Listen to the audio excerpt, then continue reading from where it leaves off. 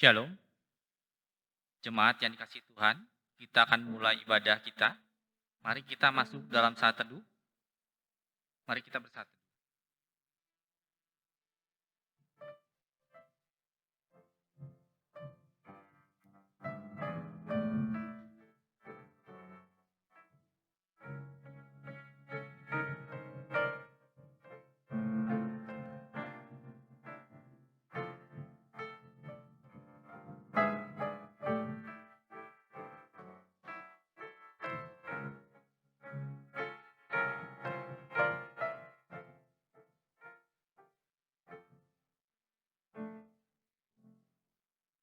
Jemaat diundang berdiri. Dari Daud aku hendak bersyukur kepadamu dengan segenap hatiku. Di hadapan para Allah aku akan bermazmur bagimu. Aku hendak sujud ke arah bait-Mu yang kudus dan memuji namamu, dan janji-Mu melebihi segala sesuatu. Pertolongan kepada kita adalah di dalam nama Allah yang menjadikan langit dan bumi. Turunlah kiranya atas kita sekalian anugerah dan sejahtera daripada Allah Bapa dan daripada anaknya Yesus Kristus. Amin. Dengan tetap berdiri, marilah kita menyanyikan lagu dari nyanyian kemenangan iman, nomor 187, bait yang pertama sampai dengan yang ketiga.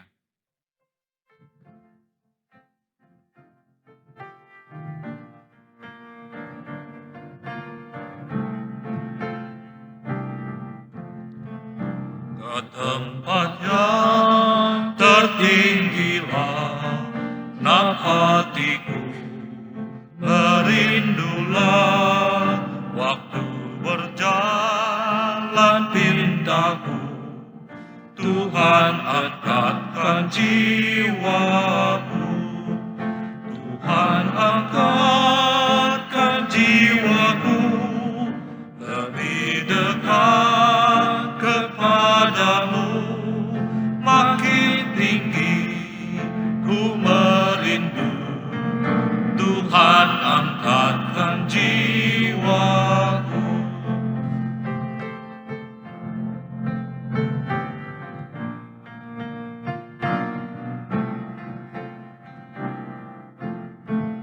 Jiwaku tidak mau tetap dalam lembah, tempat yang gelap. Tujuanmu hendak pergi ke tempat yang maha tinggi. Tuhan angkatkan jiwamu lebih dekat kepadamu, makin tinggi ku merindu. Tuhan angkatkan jiwaku. Amin. Jemaat, silakan duduk. Mari kita berdoa. Bapa kami yang di surga, dengan kasih-Mu Engkau telah menjadikan kami, dengan kasih-Mu Engkau telah menjaga kami, dan dengan kasih-Mu Engkau juga hendak menjadikan kami sempurna. Dengan rendah hati kami mengaku bahwa kami tidak mengasihi dengan segenap hati, roh, jiwa, dan seluruh hidup kami. Kami juga tidak mengasihi sama kami manusia, sebagaimana Kristus telah mengasihi kami. Memang Engkau di dalam kami, tetapi keinginan daging kami telah membuat kami lupa akan kehendak-Mu. Ampunkanlah kami Bapa, tolonglah kami agar kami bertobat dari dosa-dosa kami dan dari hidup kami yang salah. Pimpinlah kami dengan roh-Mu, agar kami dapat berlaku seperti yang Engkau kehendaki, sehingga kami dapat masuk ke dalam kemuliaan-Mu yang sempurna. Demi Yesus Kristus Tuhan kami, yang telah mengajarkan kami berdoa. Bapa kami yang di surga, dikuduskanlah nama-Mu, datanglah kerajaan-Mu, jadilah kehendak-Mu di bumi seperti di surga. Berilah kami pada hari ini makanan kami yang secukupnya, dan ampunilah kami akan dosa kami, seperti kami juga mengampuni orang yang salah pada kami. Dan janganlah membawa kami ke dalam pencobaan, tetapi lepaskanlah kami daripada yang jahat, karena Engkaulah yang mempunyai kerajaan dan kuasa dan kemuliaan sampai selama-lamanya. Amin. Mari kita memuji Tuhan dengan menyanyikan lagu dari nyanyian Kemenangan Iman nomor 244, bait yang pertama sampai dengan yang kedua.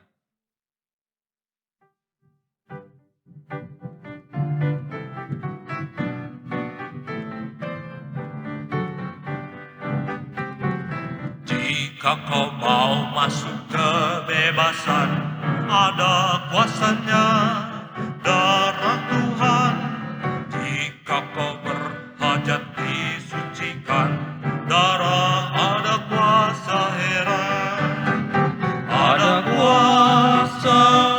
kuasanya Yesus hilangkan dosaku. Ada kuasa Tuhan hilangkan segala dosa.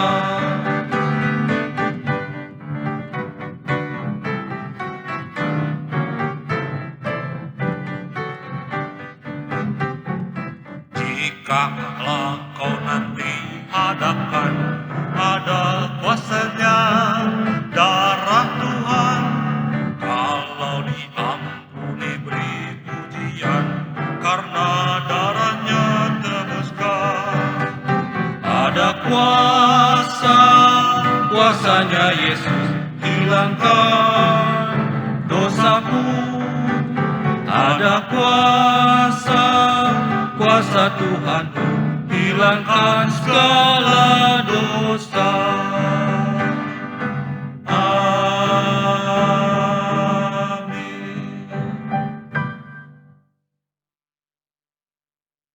Untuk bacaan responsoria kita diambil dari Mazmur 145 ayat yang pertama sampai dengan yang ke-13.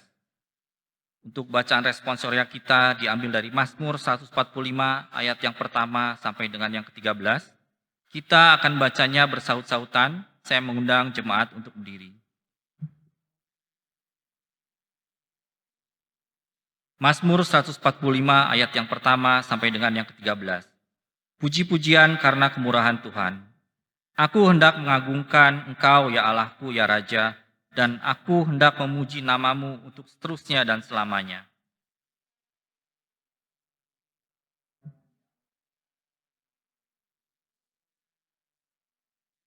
Besarlah Tuhan dan sangat terpuji, dan kebesarannya tidak terduga.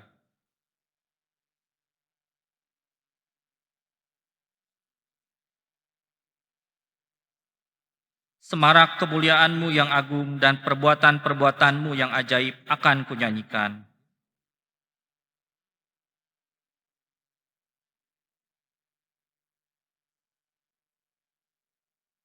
Peringatan kepada besarnya kebajikan-Mu akan dimasyurkan mereka, dan tentang keadilan-Mu mereka akan bersorak-sorai.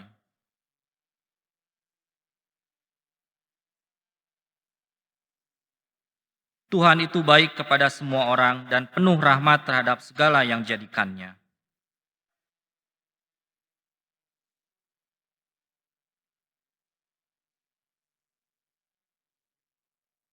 Mereka akan mengumumkan kemuliaan kerajaan-Mu dan akan membicarakan keperkasaan-Mu.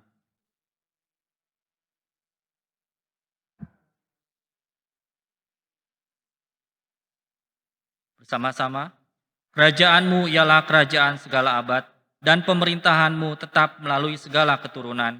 Tuhan setia dalam segala perkataannya, dan penuh kasih setia dalam segala perbuatannya. Amin. Gloria Patri.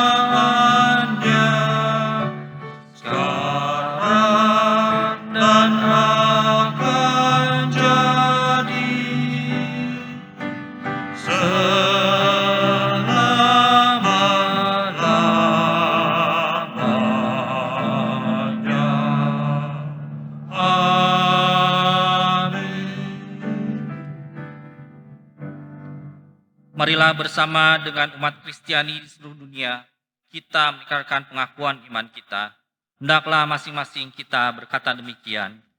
Aku percaya kepada Allah, Bapa yang Maha Kuasa, Khalik langit dan bumi, dan kepada Yesus Kristus, anaknya yang tunggal Tuhan kita, yang dikandung daripada Roh Kudus, lahir dari anak darah Maria, yang menderita di bawah pemerintahan Pontius Pilatus, disalibkan, mati dan dikuburkan, turun ke dalam kerajaan maut. Pada hari yang ketiga, bangkit pula dari antara orang mati, naik ke surga, duduk di sebelah kanan Allah, Bapa yang Maha Kuasa, dan akan datang dari sana untuk menghakimi orang yang hidup dan yang mati. Aku percaya kepada Roh Kudus, gereja yang kudus dan am, persekutuan orang yang kudus, pengampunan dosa, kebangkitan daging, dan hidup yang kekal. Amin. Jemaat, silakan duduk. Mari kita persiapkan hati kita untuk masuk dalam doa syafaat yang dipimpin oleh Ibu Guru Injil Mariati Lianingsi. Kita akan menyanyikan lagu nyanyian kemenangan iman nomor 169 ayat yang pertama dan yang kedua.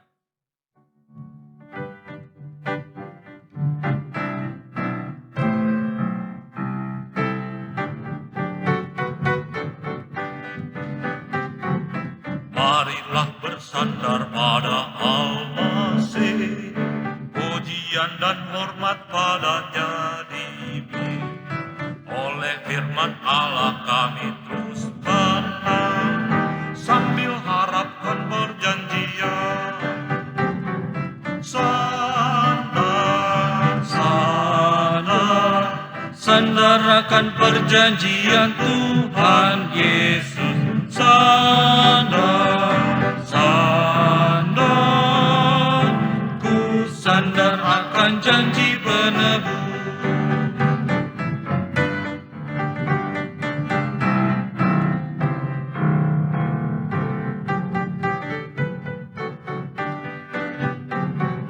pada segala orang adalah damai, kalau terus percaya akan janjinya.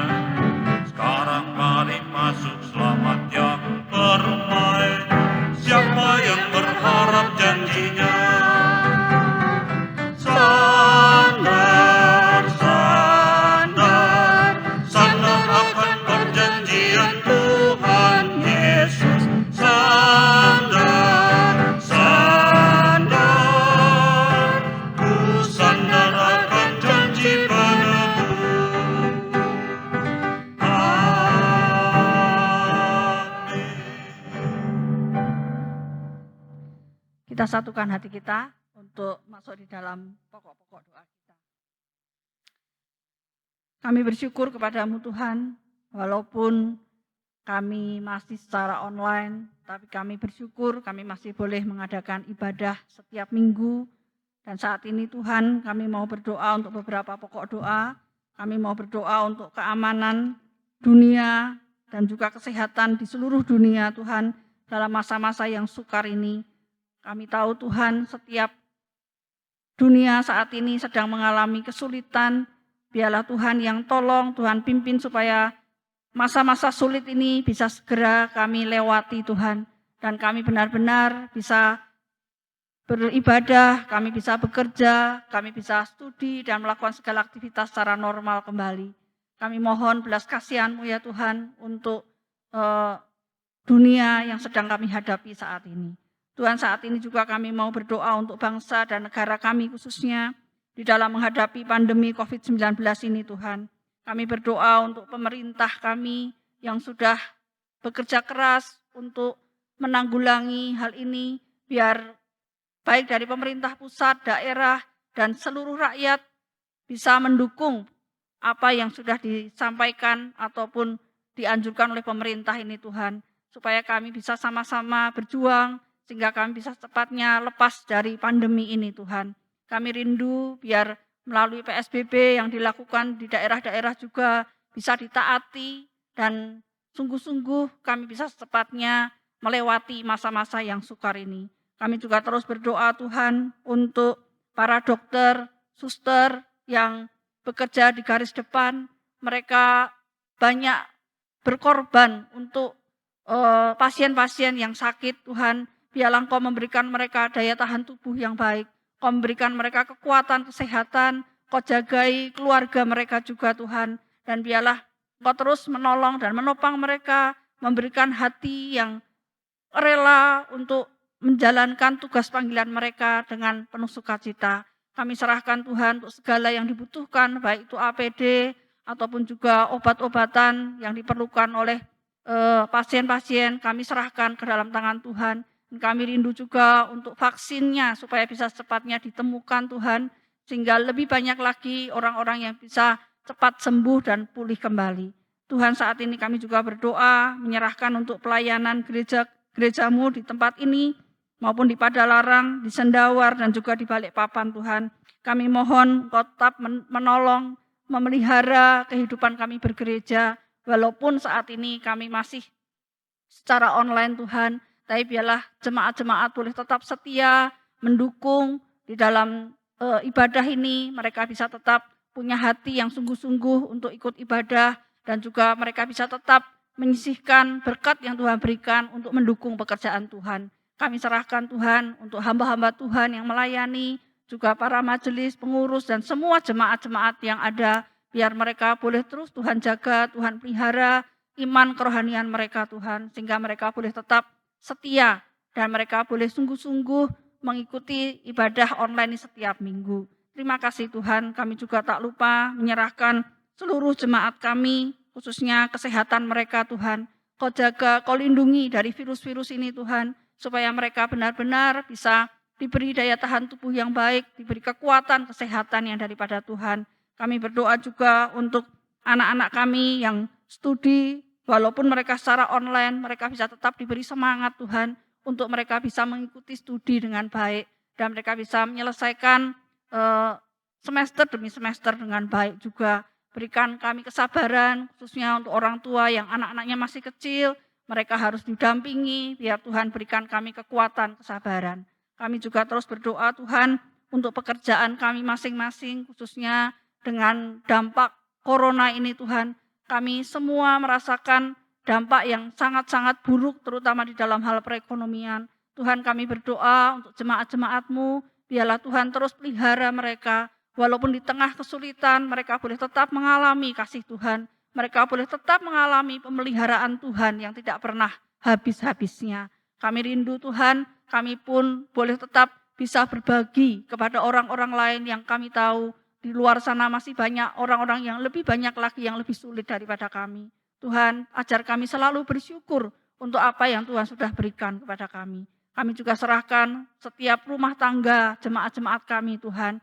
Biarlah melalui saat-saat ini Tuhan, saat yang sulit ini, mungkin kami sering berkumpul di rumah, biarlah hal itu justru tidak membuat kami perpecahan, tetapi sungguh-sungguh Tuhan membuat kami boleh semakin memahami, semakin mengenal, dan kami boleh semakin dekat satu dengan yang lain. Kami serahkan Tuhan segala pergumulan-pergumulan jemaat-Mu di dalam segala sesuatu, biarlah mereka boleh terus berharap dan bersandar hanya kepada Tuhan.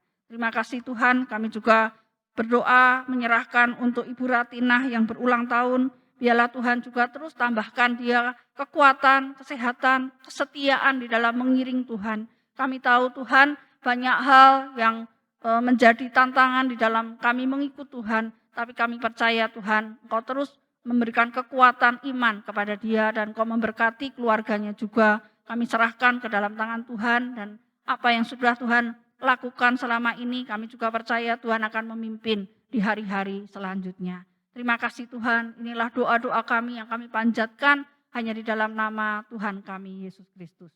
Amin.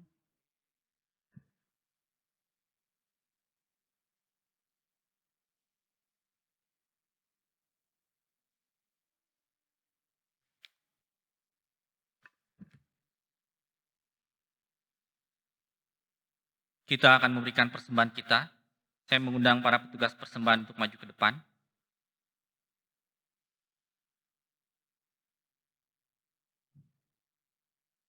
Hendaklah masing-masing memberikan menurut kerelaan hatinya, jangan dengan sedih hati atau karena paksaan, sebab Allah mengasihi orang yang memberi dengan sukacita.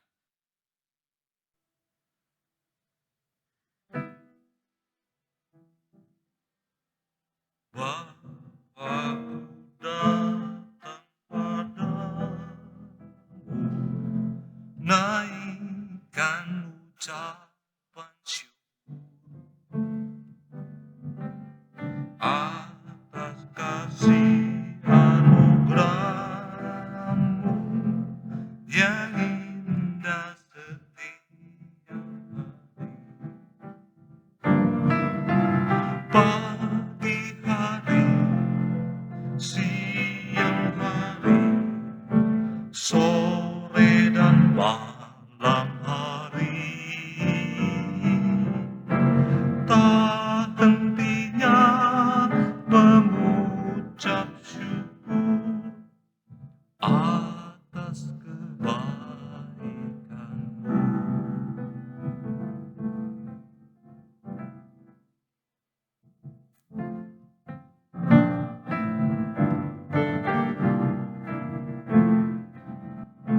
Mohon Tuhan memberkati persembahan kami ini, agar dapat digunakan untuk kemuliaan Tuhan.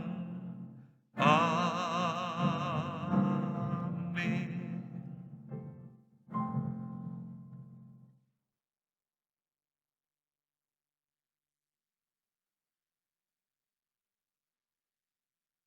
Untuk mempersiapkan hati kita mendengarkan firman Tuhan yang akan disampaikan oleh Ibu Guru Injil Mariati Lianingsi, kita akan menyanyikan lagu dari nyanyian Kemenangan Iman nomor 98 ayat yang pertama dan yang kedua.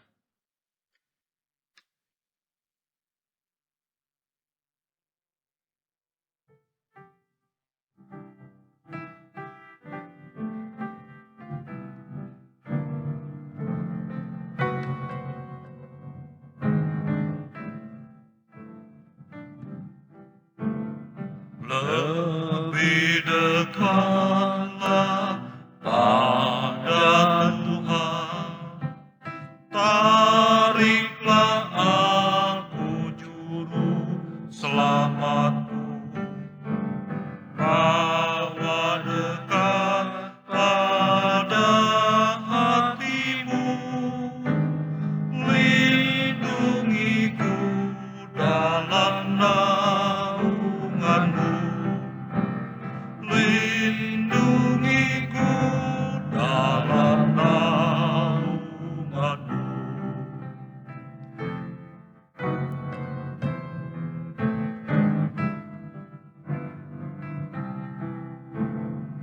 Lebih dekatlah pada Tuhan, meski tiada barang baik padaku, hanya hatiku diserahkanlah, sucikanlah aku dari darah-Mu, sucikanlah aku demi darah-Mu.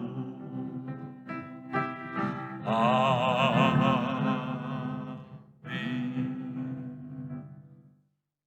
Kita masuk dalam doa. Tibalah waktunya bagi kami Tuhan untuk kami bersama-sama membaca dan merenungkan sebagian daripada firman Tuhan. Yang kami tahu firman-Mu hidup Tuhan, firman-Mu ya dan amin, dan firman-Mu yang akan terus membimbing dan menuntun kehidupan kami. Biarpun kami saat ini beribadah di rumah kami masing-masing, kami boleh tetap punya hati yang mengasihi Tuhan, kami boleh setiap minggu kami bisa menyediakan waktu untuk kami bisa beribadah terlebih dahulu kepada Tuhan. Berkati waktu ini Tuhan ketika kami akan merenungkan sebagian firman-Mu. Pakai dan urapi hamba-Mu untuk boleh menguraikan kebenaran firman Tuhan. Terima kasih, di dalam nama Tuhan Yesus kami berdoa. Amin. Selamat pagi Bapak Ibu Saudara yang saya kasih dalam Tuhan Yesus Kristus. Kita bersyukur kepada Tuhan walaupun kita lewat ibadah online, tapi kita masih diberi kesempatan oleh Tuhan untuk bisa beribadah. Dan saya berharap Bapak Ibu Saudara di rumah di dalam keadaan yang sehat dan sungguh-sungguh tetap merasakan pemeliharaan Tuhan di dalam hidup kita masing-masing.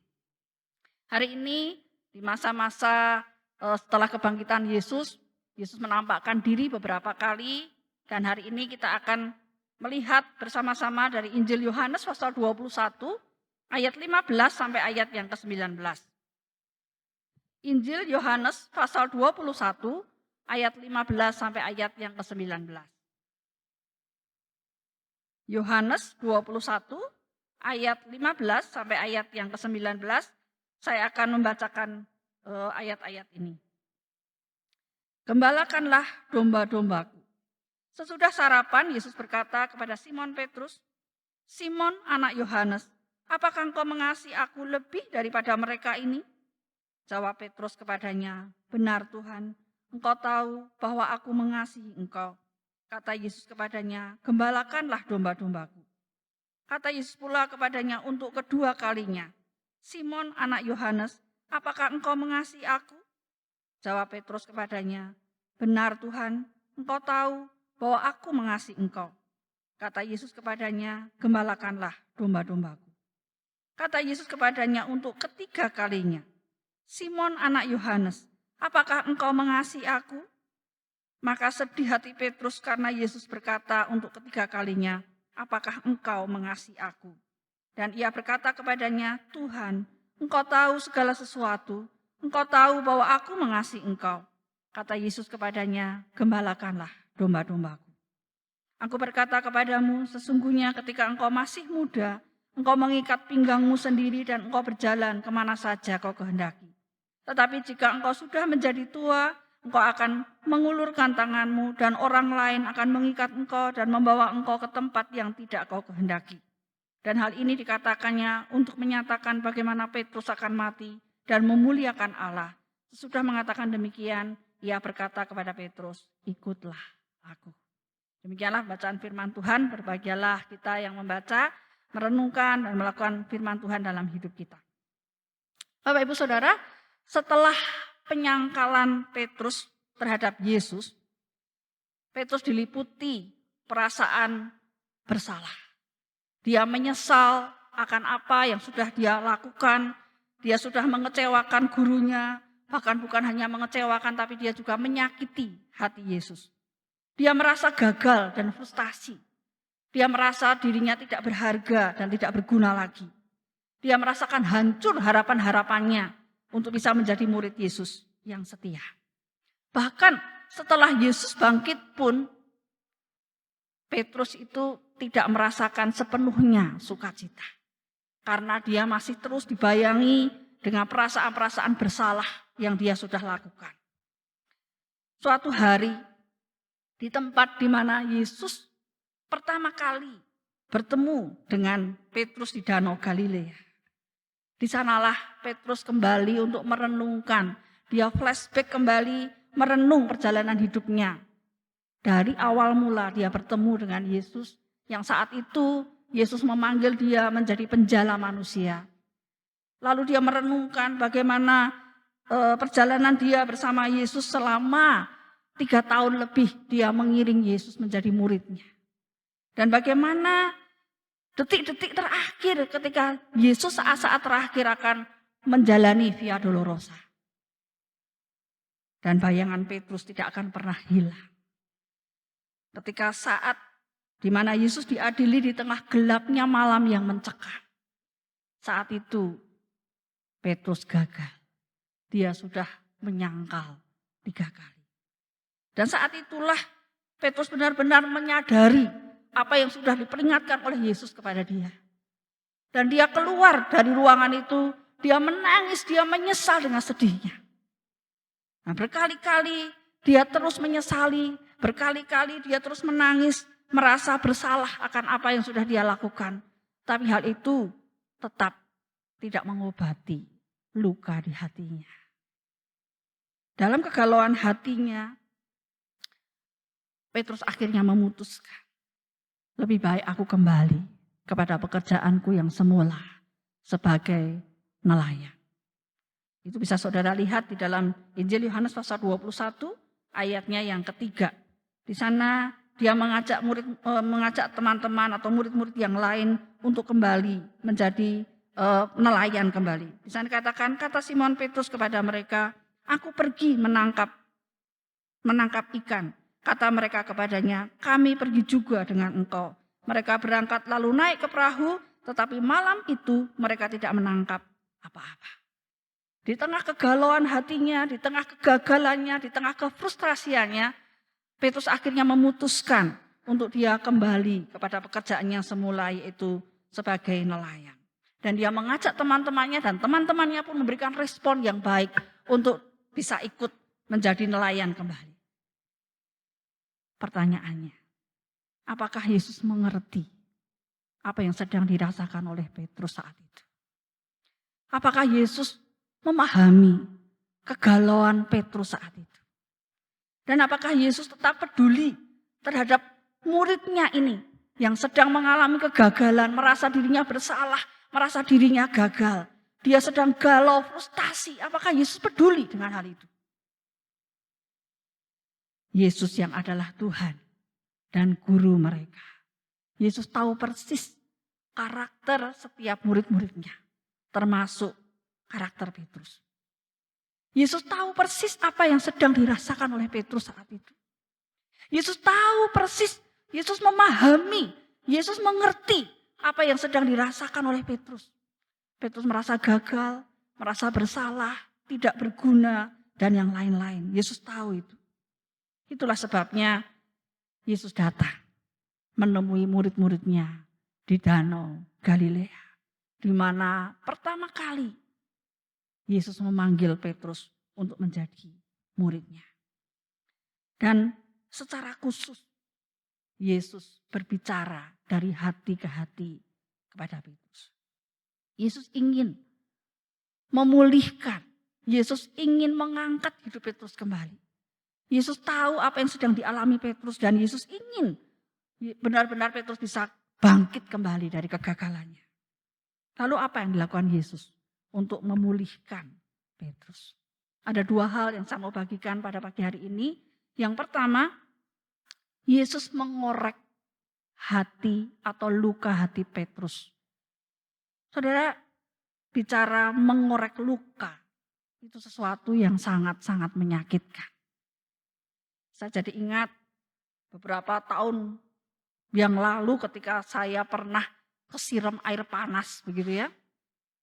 Di daerah kaki begitu, di dekat paha situ. Lalu melepuh begitu ya, karena benar-benar air baru dari kompor, baru benar-benar panas begitu. Nah, saya mau tuang untuk mandi waktu itu ya, anak saya masih kecil. Ternyata kesiram ke kaki saya. Setiap hari dikasih obat begitu ya, tidak sembuh-sembuh begitu saudara. Lalu ada jemaat yang mengatakan, udah pakai itu aja, Yunan Payo katanya begitu. Lalu saya coba taburi begitu ya. Dan memang kering. Kering luka itu. Tapi setiap kali pakai celana panjang atau pakai rok begitu ya. Lalu kegesek-gesek itu, luka itu terbuka lagi begitu ya. Perih sekali rasanya. Nah, setelah dilihat-lihat ternyata luka itu hanya kering di bagian atas. Tapi di dalamnya itu masih tetap basah. Nah, setiap hari saya harus membersihkan luka yang kering itu, dibuka begitu saudara ya. Lalu diobati lagi. Nah, setiap kali itu perihnya luar biasa. Ketika luka itu dikorek kembali itu benar-benar menyakitkan dan perih sekali. Demikian juga ketika Yesus mengorek luka hati Petrus, saya yakin Petrus juga merasa sakit sekali. Tapi itulah cara Yesus untuk menyembuhkan dan memulihkan Petrus. Apa yang Yesus lakukan untuk mengorek Petrus? Yesus bertanya kepada Petrus, Simon anak Yohanes, apakah engkau mengasihi aku lebih daripada teman-temanmu, lebih dari murid-murid yang lain mengasihi aku? Simon anak Yohanes, apakah engkau mengasihi aku lebih daripada pekerjaanmu, lebih dari jalamu, lebih dari perahumu, lebih daripada ikan-ikan tangkapanmu. Pertanyaan yang pertama ini, Yesus memakai istilah kasih agape kepada Petrus. Apakah engkau sungguh-sungguh mengasihi aku dengan kasih agape? Apakah engkau sungguh-sungguh mengasihi aku dengan kasih yang tanpa syarat, tanpa pamrih, kasih yang walaupun. Dan saya yakin ketika saat pertama kali Yesus bertanya kepada Petrus, apakah engkau mengasihi aku? Saat itu Petrus pasti seperti disambar halilintar di siang bolong begitu. Karena pertanyaan Yesus itu benar-benar seperti anak panah yang tepat mengenai sasaran di hati Petrus. Dan Petrus menjawab Yesus, benar Tuhan, engkau tahu bahwa aku mengasihi engkau. Tapi istilah kasih yang dipakai Petrus untuk menjawab pertanyaan Yesus itu bukan kasih agape, tetapi kasih philea, kasih persaudaraan. Lalu Yesus bertanya kembali untuk kedua kalinya. Simon anak Yohanes, apakah engkau mengasihi aku dengan kasih agape? Pertanyaan yang kedua, Yesus tetap memakai kasih agape. Apakah kamu benar-benar mengasihi aku seperti yang kau katakan ketika aku memberitahu kamu, memperingatkan kamu di perjamuan malam terakhir. Aku mengatakan hari ini, malam ini kamu semua tergoncang imanmu. Tapi kamu berkata apa? Aku sekali-kali tidak akan tergoncang. Sekalipun aku harus mati, aku rela melakukannya. Oleh sebab itu Yesus kembali menanyakan kepada Petrus. Simon anak Yohanes, apakah benar kamu mengasihi aku dengan kasih agape seperti yang pernah kamu lontarkan? Saat itu Petrus menjawab, benar Tuhan, aku mengasihi engkau. Tapi aku mengasihi engkau hanya sebatas kasih philea. Dan untuk ketiga kalinya, Yesus bertanya kembali kepada Petrus. Simon anak Yohanes, apakah engkau mengasihi aku dengan kasih philea? Saudara, memang di dalam bahasa Indonesia tidak terlihat begitu ya. Tapi kalau kita melihat bahasa aslinya, dua kali pertanyaan Yesus memakai kasih agape. Tapi di pertanyaan yang ketiga, Yesus memakai kasih philea. Dan saat itu Petrus tidak bisa menahan hatinya. Dia tidak bisa menahan dirinya. Dia menangis dan dia mengatakan, Tuhan, engkau tahu segala sesuatu. Engkau tahu bahwa aku mengasihi engkau. Tapi aku benar-benar aku hanya bisa mengasihi engkau dengan kasih philea. Aku tidak bisa mengasihi engkau dengan kasih agape seperti yang pernah aku lontarkan. Aku hanya bisa mengasihi engkau dengan kasih persaudaraan. Dan 3 kali setelah Petrus memberikan jawaban, 3 kali juga Yesus memberikan mandat kepada Petrus, gembalakanlah domba-domba. Saudara, kenapa 2 kali pertanyaan pertama dan kedua Yesus memakai kasih agape. Dan baru pertanyaan ketiga, Yesus memakai kasih philea. Saudara, ini sesuatu hal yang sangat menarik. Karena sebenarnya Yesus ingin supaya Petrus itu bisa jujur terhadap dirinya sendiri. Sebelum Yesus disalibkan, Yesus sudah memperingatkan murid-muridnya termasuk Petrus. Tapi Petrus dengan gagah dan begitu sombongnya, dia mengatakan, aku tidak akan pernah menyangkal engkau. Sekalipun aku harus mati, aku harus masuk penjara, aku tidak akan pernah meninggalkan engkau. Tapi mana buktinya? Ternyata Petrus gagah. Hanya oleh seorang wanita yang mengatakan, bukankah engkau juga murid orang itu? Dan di sana Petrus menyangkal Yesus. Saudara, 2 kali dengan pertanyaan kasih agape, Yesus ingin mengingatkan dia. Dan Yesus ingin supaya Petrus benar-benar jujur dengan dirinya sendiri.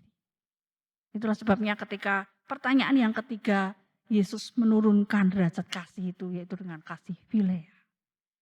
Dan di sana Petrus benar-benar menyadari bahwa dia hanya bisa mengasihi Yesus dengan kasih filea. Dia tidak bisa mengasihi Yesus dengan kasih agape. Tapi dia hanya bisa mengasihi Yesus dengan kasih filea. Kasih persaudaraan. Dan itu cukup bagi Yesus. Yesus bersukacita. Karena Petrus sudah jujur. Dia sadar siapa dirinya di hadapan Tuhan. Dan dia sudah jujur dengan dirinya sendiri. Bahwa dia mengakui bahwa dia bukan orang yang bisa mengasihi Yesus dengan kasih agape. Saudara, kalau kita merenungkan bagian ini, dialog ini benar-benar sangat mengesankan, saudara. Dan dialog ini sangat mengharukan juga. Bagaimana Yesus yang adalah Tuhan, dia datang secara pribadi kepada Petrus. Dia tahu bagaimana galaunya hati Petrus saat itu. Dan dia ingin mengangkat dan memulihkan Petrus. Walaupun dengan cara yang mungkin menyakitkan. Yesus harus mengorek luka hati Petrus kembali. Supaya setelah itu dia boleh disembuhkan. Bapak Ibu Saudara, seperti Yesus peduli terhadap Petrus. Seperti Yesus memahami kondisi hati Petrus. Saat ini juga Yesus juga peduli dan mengasihi serta memperhatikan saudara dan saya. Saya tidak tahu apa yang menjadi beban pergumulan kita saat ini. Mungkin di antara kita ada yang sedang galau dengan usaha pekerjaan kita. Dengan COVID-19 ini tidak dipungkiri, saudara. Banyak orang yang terjun bebas begitu. Ada orang-orang yang dulunya luar biasa penghasilannya tiba-tiba hancur lebur. Semua merasakan hal yang sama. Dan mungkin ada di antara kita juga seperti itu. Atau mungkin di antara kita ada yang sedang terluka hati kita. Karena kita mungkin merasa disakiti atau menyakiti orang lain. Kita mungkin sedang mengalami kegalauan-kegalauan yang lain tentang masa depan kita. Bagaimana dengan pekerjaan kita? Bagaimana dengan anak-anak kita? Bagaimana dengan masa depan saya? Bapak Ibu Saudara, kita bersyukur karena hari ini juga Yesus berbicara secara pribadi kepada saudara dan kepada saya. Sama seperti Yesus berbicara pribadi kepada Petrus, Yesus juga berbicara pribadi, lepas pribadi kepada saudara dan kepada saya. Yesus tahu persis apa yang sedang saudara dan saya alami, apa yang sedang saudara dan saya rasakan. Yesus memahami semuanya itu. Dan Yesus ingin hadir di tengah-tengah kita. Menyapa saudara dan saya. Yesus ingin menyembuhkan luka-luka hati kita. Yesus ingin memberikan pengharapan bahwa dia hidup, ada pengharapan di dalam dia. Yesus hidup, karena itulah ada masa depan di dalam Yesus. Yesus ingin menyapa saudara pada pagi hari ini lewat kebenaran firman Tuhan. Bagaimana Yesus peduli terhadap Petrus, Yesus juga peduli terhadap saudara dan terhadap saya. Hal yang kedua yang Yesus lakukan, bagaimana dia memulihkan Petrus dan dia mengutus Petrus. Yang kedua adalah Yesus menerima dan mengampuni Petrus. Dia menerima Petrus apa adanya. Dia mengampuni apa yang sudah dilakukan Petrus. Dan dia memberikan pengutusan kepada Petrus untuk menjadi gembala domba-dombanya. Saudara, kalau kita perhatikan di awal pembicaraan Yesus dengan Petrus, meskipun di awal mula Yesus memakai kasih agape dan Petrus menjawab dengan kasih filea, Yesus memahami Petrus sepenuhnya. Dan dia menerima Petrus apa adanya. Dan dari pertanyaan pertama kalau kita perhatikan, Yesus sudah memberikan mandat untuk menggembalakan domba-dombanya itu. Bukan ketika sudah pertanyaan ketiga baru Yesus memberikan mandat. Enggak. Dari pertanyaan pertama. Dari jawaban-jawaban Petrus. Dari jawaban-jawaban Petrus yang pertama. Yesus sudah memberikan mandat pengutusan untuk menggembalakan domba-dombanya. Itu adalah bukti bahwa Yesus benar-benar menerima Petrus apa adanya. Yesus benar-benar mengampuni Petrus. Sehingga Petrus benar-benar bisa bangkit dari kegagalannya. Petrus benar-benar bisa menjadi orang yang diubahkan. Petrus benar-benar menyadari siapa dirinya dan Petrus benar-benar diterima sepenuhnya. Dan akhirnya Petrus bisa bangkit dari kegagalannya.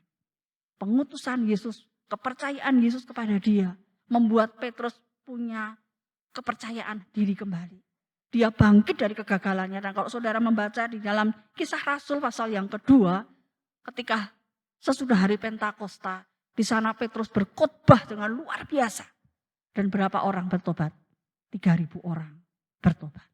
Dan itu sesuatu yang luar biasa, yang dahsyat sekali yang dilakukan oleh Yesus kepada Petrus, yang mengubah hidup Petrus. Dia mengampuni, menerima Petrus apa adanya. Sehingga Petrus benar-benar bangkit dari kegagalannya dan dia boleh menjadi orang yang dipakai Tuhan secara luar biasa. Bapak Ibu Saudara, di dalam persekutuan kita, di dalam hidup kita bergereja, seharusnya kita meneladani apa yang dilakukan oleh Yesus. Sama seperti yang Yesus lakukan kepada Petrus. Dia menerima Petrus sepenuhnya. Mungkin kadang-kadang kita melihat ada saudara seiman kita yang sedang jatuh dalam dosa. Bagaimana sikap kita kepada dia? Apakah kita membuang dia? Ataukah kita tetap merangkul dia? Memberikan pengertian kepada dia sehingga dia boleh menyadari dosa-dosanya. Dia bisa bertobat dan dia bisa bangkit kembali. Sama seperti Yesus mengorek hati Petrus. Tapi Yesus juga menerima Petrus sepenuhnya. Sehingga Petrus benar-benar bisa menjadi pribadi yang bisa bangkit kembali dari kegagalannya. Dan bahkan dipakai Tuhan secara luar biasa sampai akhir hidupnya. Tadi di dalam ayat-ayat yang terakhir di sana dikatakan bagaimana Yesus menyatakan bagaimana nantinya Petrus akan mati. Saudara, ketika Petrus sudah tua dan saat itu kota Roma dibakar begitu, Petrus sempat, nah ini memang tidak dicatat di Alkitab, tapi di sejarah begitu saudara ya, dikatakan bahwa Petrus sebenarnya akan meninggalkan kota Roma. Dan saat itu dia sepertinya berpapasan dengan Yesus dan Yesus bertanya, mau kemana kamu? Dan saat itu Petrus ingat akan apa yang pernah dia lakukan, kegagalan dia. Dan saat itu dia seperti diingatkan kembali. Dia tidak jadi meninggalkan kota Roma dan dia kembali ke kota Roma dan memang akhirnya Petrus mati di kota Roma. Dan satu hal yang sangat-sangat menyentuh hati kita. Saat itu Petrus akan dihukum mati dengan cara disalib. Tapi saat itu Petrus mengatakan, kalau Tuhanku, guruku disalib dengan kepala di atas, aku tidak layak seperti guruku. Aku mau disalib dengan kepala di bawah. Dan itulah akhir hidup Petrus. Dia mati syahid dengan disalibkan dengan kepala di bawah. Saudara, luar biasa. Kuasa penerimaan dan pengampunan seseorang itu luar biasa. Kadang-kadang saya pikir Tuhan itu begitu mengampuni kita. Tapi kadang-kadang kita sebagai manusia kita begitu kejam, saudara. Saudara kalau perhatikan kisah tentang Rahab, saudara. Rahab itu siapa? Dia seorang pelacur. Ya. Ketika pengintai-pengintai datang, dia disembunyikan oleh Rahab ini. Dan berapa kali kalau saudara perhatikan di kitab-kitab perjanjian baru, ketika menyebut nama Rahab, pasti ada embel-embelnya, saudara. Rahab pelacur itu. Kenapa sih harus pakai embel-embel pelacur begitu, saudara? Nah itulah bukti bahwa manusia itu sulit sekali melupakan kesalahan ataupun dosa seseorang, begitu ya. Manusia itu begitu kejam. Yesus sudah mengampuni, tapi seringkali kita tidak bisa mengampuni orang lain. Saudara, kuasa penerimaan itu luar biasa. Petrus diterima Yesus sepenuhnya. Yesus mengampuni Petrus sepenuhnya. Dan itu yang membuat Petrus akhirnya bangkit dari kegagalannya. Saudara, saya mau menceritakan kesaksian dari seorang kenalan saya, begitu saudara ya. Dia lahir sebagai anak laki-laki di sebuah keluarga, tapi orang tuanya ini sebenarnya pengen anak perempuan gitu. Jadi ketika anak ini lahir, dari kecil dia diperlakukan seperti perempuan. Jadi dia dibeliin boneka begitu ya, ya mainan masak-masakan begitu. Pokoknya didandani seperti perempuan, saudara. Karena memang orang tuanya sangat menginginkan anak perempuan. tapi yang lahir anak laki, begitu ya. Jadi dari kecil dia sudah terbiasa hidup seperti perempuan. Ketika dia usia remaja, biasa ya anak-anak remaja mulai mencari jati dirinya, begitu ya. Nah, di sekolah dia selalu dibully oleh teman-temannya. Karena perlakuan orang tuanya membuat dia juga gerak-geriknya seperti wanita, begitu ya. Nah, terus teman-temannya selalu bilang, "Ih, kamu banci, banci, banci," begitu ya. Nah, sekali waktu ketika dia pulang dari sekolah, dia bilang sama papahnya, "Pah, teman-temanku selalu ngomong saya ini banci, saya ini banci." Lalu papahnya melihat dia dari atas ke bawah, dari atas ke bawah. Lalu apa yang dikatakan papahnya, saudara? Papahnya bilang, "Memang kamu banci." Saudara, sejak saat itu anak ini hancur. Dan dia benar-benar merasakan dirinya benar-benar bukan wanita, juga bukan pria, begitu.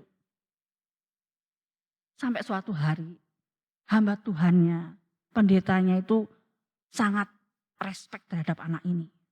Pendetanya ini benar-benar memperhatikan dia, begitu ya. Dan pendetanya ini ingin dia benar-benar mengetahui jati dirinya yang sesungguhnya. Lalu dia diajak saat itu ke camp pria. Tapi dia tidak mau karena dia merasa dia bukan pria, begitu ya. Tapi masuk ke WB, dia juga bukan wanita. Jadi serba salah, begitu ya. Tidak ada camp untuk waria, begitu saudara ya. Jadi akhirnya dengan tanda kutip seperti diculik, begitu ya. Si anak ini akhirnya bisa dibawa ke camp pria, begitu. Lalu waktu sesi demi sesi berjalan, dia duduk di paling belakang, saudara. Dan waktu sesi, enggak tahu saya sesi apa, begitu ya. Dan saat itu seperti Allah Roh Kudus benar-benar menegur dia, begitu. Benar-benar firman Tuhan itu seperti pedang bermata dua yang benar-benar menembus hatinya. Dan di belakang sana, anak ini berteriak, "Sekarang saya tahu siapa diri saya yang sesungguhnya," dia bilang begitu. Semua orang kan jadi bingung, begitu ya. Orang tidak ada angin, tidak ada hujan, lagi mendengar khotbah, begitu. Tiba-tiba ada orang yang berteriak dari belakang. Sehingga semua orang menengok ke belakang dan melihat anak ini. Dan akhirnya anak ini dibawa kepada seseorang untuk dibimbing dan dia benar-benar dipulihkan, saudara. Dia diterima sepenuhnya, dia diampuni dan dia dipulihkan. Dan saudara tahu, sekarang orang ini menjadi seorang hamba Tuhan yang dipakai Tuhan secara luar biasa. Itulah kuasa dari penerimaan dan pengampunan. Dan itu yang kita harapkan terjadi di tiap gereja-gereja Tuhan. Bukan kita menghakimi, bukan kita menjatuhkan. Tapi ketika ada seseorang yang sedang kesulitan, sedang jatuh, mari kita angkat dia. Mari kita rangkul dia. Mari kita bimbing dia supaya dia menyadari siapa dirinya. Dosa-dosa yang sudah dia lakukan, dia bisa bertobat. Dan dia benar-benar akhirnya bisa dipulihkan. Dan bisa dipakai Tuhan secara luar biasa. Kalau kita perhatikan saudara, akhir-akhir ini dengan COVID-19 ini, saudara, kalau kita perhatikan negara kita dengan negara orang lain, saudara, kalau saya membaca beberapa kesaksian begitu ya, kenapa di negara kita banyak pasien-pasien yang kabur, saudara?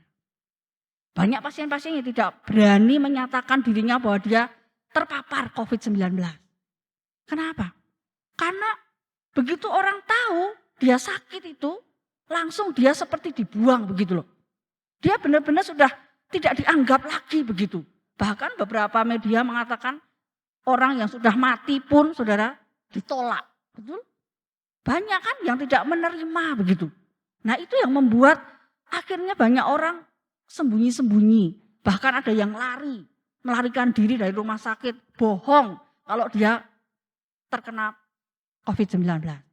Beda dengan orang-orang di luar sana, kalau saya membaca kesaksian-kesaksian mereka itu santai gitu. Dia menyadari dan dia mengakui gitu. Saya kena kok, saya lagi terpapar COVID-19. Kenapa saudara? Karena orang-orang di sana lebih bisa menerima. Saudara, bukan berarti ketika ada orang yang sakit itu lalu kita mendekati dia. Memang dia harus di ruang isolasi. Entah isolasi mandiri atau isolasi di rumah sakit. Mungkin kita tidak bisa berhubungan dengan dia dan memang dilarang begitu. Tapi paling tidak Selama di rumah sakit pun, selama di ruang isolasi pun, dia masih bisa kok WA begitu ya, masih bisa kok video call dan sebagainya begitu. Dan itulah saatnya kita bisa memberikan dukungan kepada dia. Bukan kita membuang dia dan kita justru ikut membuli dia begitu ya, mengucilkan dia begitu. Dan itu yang membuat banyak orang akhirnya tidak bisa sembuh. Tapi orang-orang di luar sana, mereka bisa mensupport orang-orang yang sedang sakit seperti itu. Sehingga mereka bisa tetap kuat. Walaupun mereka di ruang isolasi, mereka bisa tetap kuat. Karena ada keluarga, ada orang-orang yang dekat, yang mengasihi dia, yang terus memberikan dukungan. Lewat WA, lewat video call dan sebagainya. Saudara, mari kita renungkan firman Tuhan pada pagi hari ini. Apa yang Yesus lakukan kepada Petrus. Biarlah itu menjadi teladan bagi kita. Yesus tahu apa yang sedang Petrus alami. Yesus juga tahu apa yang sedang saudara dan saya alami saat ini. Yesus menerima, mengampuni Petrus sepenuhnya. Memberikan dia kepercayaan untuk menggembalakan domba-dombanya. Demikian juga seharusnya kita meneladani Yesus. Ketika ada seseorang, saudara seiman kita yang sedang jatuh, mari kita rangkul dia. Jangan buang dia, tapi mari kita rangkul dia. Kita bimbing dia supaya dia menyadari kesalahannya. Dia bisa bertobat dan dia bisa kembali untuk melayani Tuhan, bahkan dipakai oleh Tuhan secara lebih dahsyat lagi. Biarlah firman Tuhan hari ini boleh menjadi berkat bagi kita semua. Amin. Mari kita berdoa. Terima kasih Tuhan untuk kebenaran firman-Mu. Kami bersyukur kami punya Allah yang adalah penasihat ajaib. Di saat-saat seperti ini Tuhan, banyak di antara kami yang sedang merasakan kegalauan. Hati kami sedang merasakan banyak pergumulan tentang masa depan kami.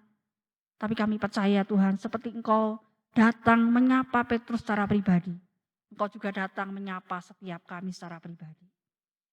Engkau mau memulihkan hati kami. Kalau ada di antara kami yang sedang terluka, kalau ada di antara kami yang sedang mengalami banyak pergumulan, biarlah Tuhan, Engkau Allah yang adalah penasihat ajaib. Engkau Allah yang akan datang menghampiri kami, menyentuh hati kami, berbicara secara pribadi kepada kami, mengangkat kami kembali Tuhan. Kami juga bersyukur karena kami punya Allah yang menerima dan mengampuni kami sepenuhnya. Seperti Engkau menerima dan mengampuni Petrus, Engkau juga menerima dan mengampuni setiap kami. Tolong Tuhan supaya apa yang Engkau sudah lakukan ini boleh menjadi teladan bagi kami. Khususnya ketika kami menghadapi saudara-saudara kami seiman yang sedang jatuh di dalam dosa. Kami boleh tetap merangkul dia, kami boleh tetap menjadi sahabat dia, kami boleh membimbing dia, bukan menjauhi dan membuang dia Tuhan. Ampuni kami ya Tuhan, kalau mungkin selama ini kami sering melakukan hal-hal yang tidak berkenan di hati-Mu. Hari ini kami boleh diingatkan dan kami mau belajar untuk menjadikan rumah-Mu, gereja-Mu menjadi rumah kasih. Di mana kasih Tuhan benar-benar boleh dinyatakan. Terima kasih Tuhan untuk apa yang Tuhan sudah lakukan di dalam hidup kami. Dan terima kasih untuk kebenaran firman Tuhan yang boleh kami renungkan pada saat ini. Terima kasih Tuhan, biarlah suara hamba-Mu sudah berhenti, tapi suara Roh Kudus akan terus memancar dan terus ada di dalam hati kami masing-masing. Terpujilah nama-Mu Tuhan, di dalam nama Tuhan Yesus kami sudah berdoa dan mengucap syukur. Amin.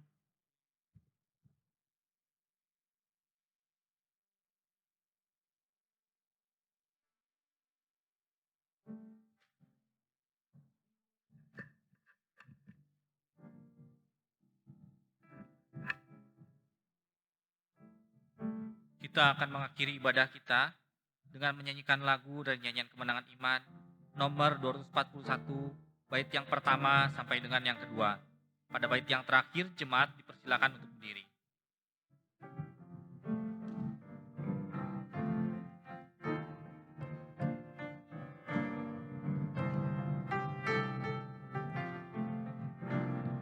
Yesus mau kami percaya, baginya dengan terang,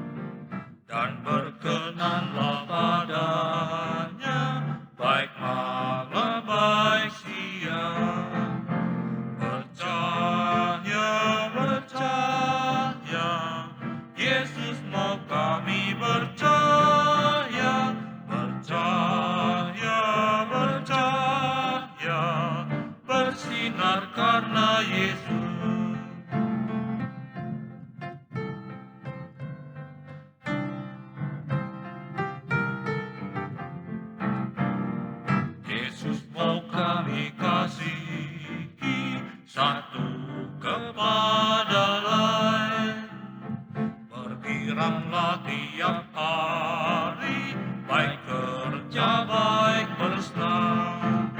Percaya, percaya, Yesus mau kami percaya. Percaya, percaya, bersinar karena Yesus. Amin.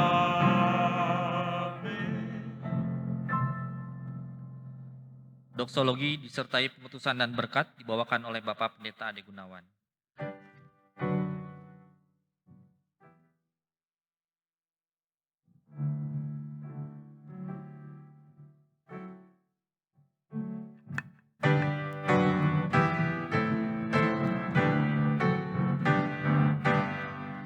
Kepada Allah beri puji, serta kepada Al-Masih, Roh Kudus muliakan, berkuasa dan berkasihan.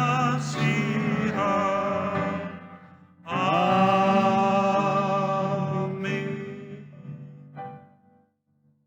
Arahkanlah hati saudara kepada Tuhan dan terimalah berkat Tuhan. Kasih karunia dan damai sejahtera dari Allah Bapa kita, pertolongan Tuhan Yesus Kristus, kekuatan dan penghiburan Roh Kudus menyertai saudara yang ada di tempat ini, saudara yang beribadah di rumah, dimanapun saudara berada. Tuhan memberkati kita. Amin. Amin. Amin. Amin.